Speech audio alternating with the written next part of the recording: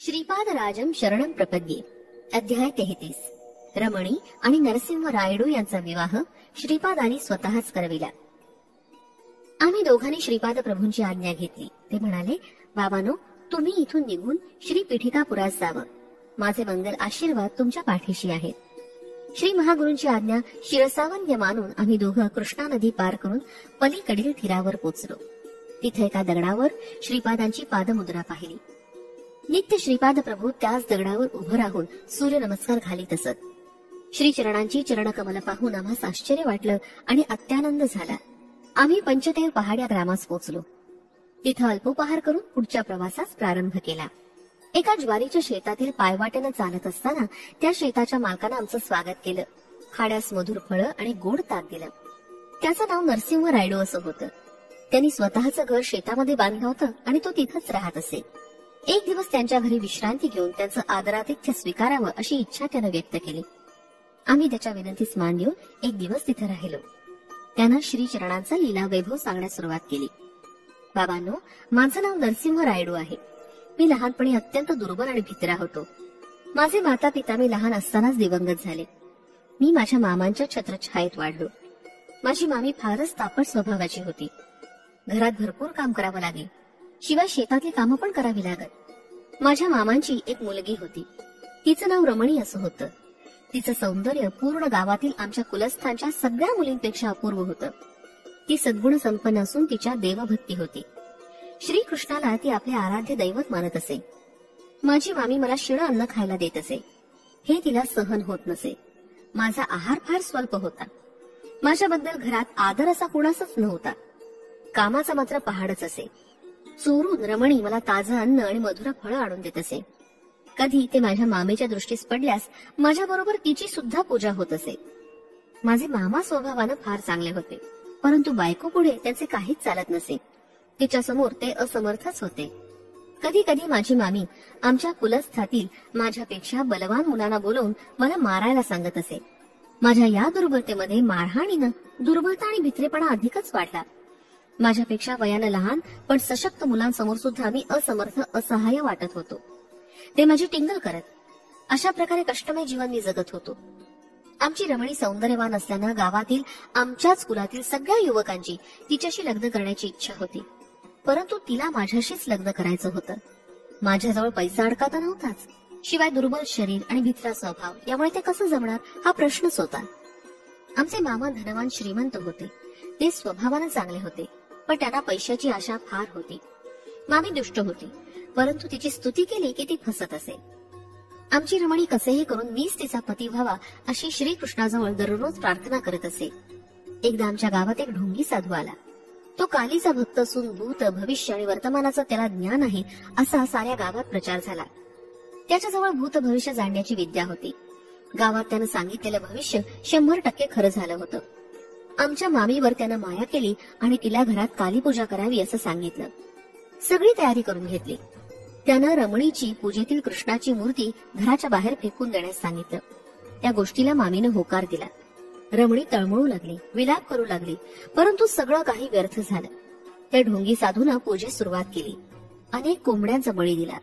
त्या कोंबड्यांच्या रक्तानं सारं देवघर बघवेनाचं झालं. घरात माणसाची कवटी आणि स्मशान साधना सामग्री सुद्धा ठेवण्यात आली होती.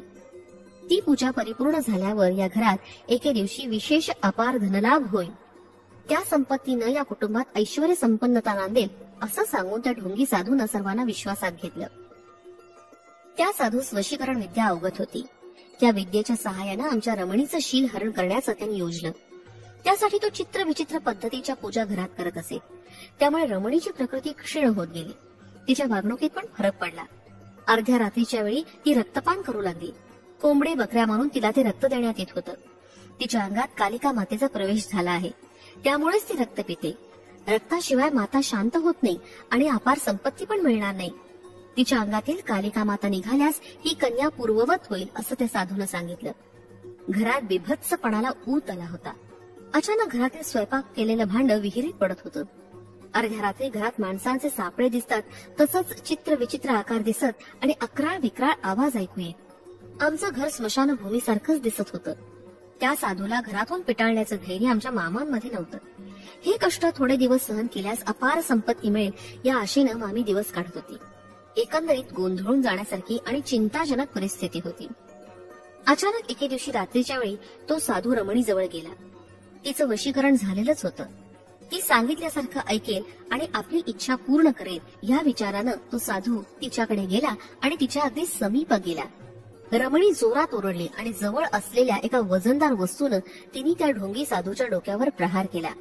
ती असं वर्तन करेल असं तिला सुद्धा वाटलं नव्हतं. वशीकरण केल्यावर सुद्धा व्यक्ती अशा प्रकारे प्रवर्तन कसं करते याचा साधूला उलगडा झाला नाही. श्रीपादांचं आर्तत्राण परायण तत्व. दुसऱ्या दिवशी सकाळी गरीब ब्राह्मण याचक आमच्या दारासमोर भिक्षेस आला. आमच्या घरी भूतप्रेतांचं जास्त वास्तव्य आहे. हवं असेल तर आपण त्यांना भिक्षा रूपानं घ्या असं रमणी त्या ब्राह्मणाला म्हणाली. त्याला त्यानं नकार दिला. त्या ब्राह्मणाचं मुखारविंद अत्यंत शांत आणि उज्ज्वल होतं. आमचे मामा बाहेर आले आणि म्हणाले, आमच्या घरची परिस्थिती अत्यंत चिंताजनक आहे. त्या परिस्थितीच्या कारक दृष्ट शक्तीचा आपण दान म्हणून स्वीकार करावा. तेवढ्यात मामी पण बाहेर आली आणि म्हणाली, आमच्या घरात तुम्हाला देण्यास काही नाही. आमच्या घरचं दारिद्र्य आपण भिक्षा म्हणून स्वीकारावं. त्यावेळेस मी पण तिथे होतो. मी म्हणालो, स्वामी, माझ्याकडे वंश पारंपरिक असलेले एक चांदीचे ताईत आहे. आपली संमती असेल तर तो ताईत मी अर्पण करतो. ते भिक्षा म्हणून स्वीकारावं. त्याचा त्यानं स्वीकार केला. इतक्यातच ढोंगी साधू स्मशानातून माणसांचा कपाल घेऊन आला. तो अट्टहासानं म्हणाला, अरे भिक्षुक ब्राह्मणा, तू नाकारलंस तरी मी ह्या मानव कपालाची भिक्षा घालेन, हिचा स्वीकार कर. त्या ब्राह्मणानं त्या भिक्षेचा अस्वीकार केला. तितक्यात आमच्या घरात एक दिव्य प्रकाश दिसला आणि तो भिक्षेस आलेला ब्राह्मण अदृश्य झाला. त्या दिव्य प्रकाशामुळे ढोंगी साधूच्या सर्व अंगाची भयंकर आग होऊ लागली. त्या प्रकाशातील किरण रमणीवर पडले आणि ती एकदम पूर्ववत झाली. मामीला पक्षवात होऊन ती धरणीवर पडली. मामाला भीतीनं सर्वांगास कापरे भरले. मला मात्र विपरीत धैर्य आलं. माझ्या शरीरात शक्तीचा प्रवेश होऊन माझा मलाच मी अत्यंत बलवान वाटू लागलो. त्या मांत्रिकाच्या तोंडातून सारख्या रक्तधारा वाहू लागल्या आणि त्याच्यातील सर्व शक्तींचा नाश झाला. त्या दिव्य तेजोमय प्रकाशाचं एका मानव रूपात रूपांतर झालं. ते आर्तत्राण परायण समस्त देवी देवता स्वरूपी आदि मध्य आणि अंतरहित असलेले दिव्य भव्य तेजोमय स्वरूपाचे श्रीपाद श्रीवल्लभच होते. श्रीपाद श्रीवल्लभ म्हणाले, काली माता खरं पाहता मानवात लपलेल्या कामक्रोधादी राक्षसांचा ध्वंस करते. ती कोंबड्या बकऱ्या वगैरे कधीच मागत नाही. या प्राणमय जगातील राक्षस शक्तीच कालिका रूप धारण करून निरनिराळ्या प्राण्यांचे बळी मागते. खऱ्या खऱ्या काली मातेची शुभ लक्षणं प्रेम, शांती, दया अशीच असतात. या प्राणमय विश्वातील राक्षसी शक्ती, असुरी शक्ती, भूतप्रेतादी शक्ती आम्ही देवता आहोत असं सांगून शूद्र विद्येचं प्रदर्शन करतात. शूद्र मांत्रिक त्यांची उपासना करून या लोकात भलतेच उपद्रव निर्माण करतात. या जगातील निरनिराळ्या प्रेतात्म्यांना देवता शरीर धारण करता येतं हे लक्षात ठेवा, पण त्या त्या देवतेची दैवी शक्ती मात्र त्यांना नसते. श्रीपाद प्रभू पुढे म्हणाले, धर्मरक्षणार्थ माझा जन्म होतो असं मी वचन दिलं आहे. त्याला अनुसरूनच धर्म संस्थापनार्थ श्रीपाद श्रीवल्लभांचा अवतार झाला आहे. हा अवतार दया, शांती, प्रेम, करुणा अशा अनंत शक्तींचं मिश्रण आहे. आमच्या घराची शुद्धी करून ढोंगी साधूला पिटाळून लावून श्रीपादांच्या अनुग्रहाने मामी बरी झाली. श्रीपादांनी आम्हाला आशीर्वाद देऊन माझा आणि रमणीचा विवाह स्वहस्तानं केला. तेव्हा ती जेमतेम 12 वर्षाची मूर्ती होती. श्रीपाद प्रभूंचं वास्तव्य पिठिकापुरातच होतं. माया रूपानं ते पंचदेव पहाड या ग्रामात सुद्धा राहत. त्यांनी आम्हास ह्या अक्षता दिल्या होत्या. शंकर भट्ट आणि धर्मगुप्त या नावांचे 2 जण येतील. त्यांना थोड्या अक्षता द्याव्या असं त्यांनी सांगितलं होतं.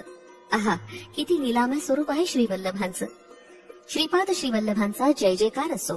फलश्रुती अनुकूल विवाह होण्यास